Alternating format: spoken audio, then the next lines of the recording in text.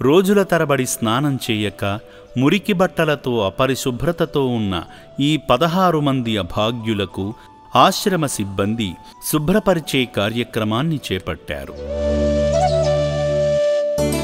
ముందుగా అందరికీ కేశఖండన చేసి చేతి కాలి వేలిగోళ్లను కత్తిరించి శుభ్రంగా సబ్బుతో స్నానం చేయించి యాచకులుగా తిరిగిన ఆ అభాగ్యులు ఇప్పుడు పుణ్యలింగేశ్వరుని బిడ్డలుగా మారారు.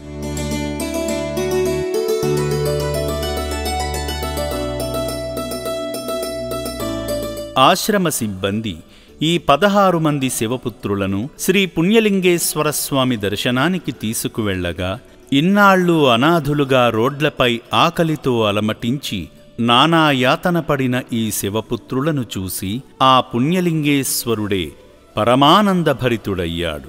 అర్చకులు ప్రత్యేక పూజలు చేసి స్వామివారి ఆశీస్సులు అందించగా పునర్జన్మ పొందారు.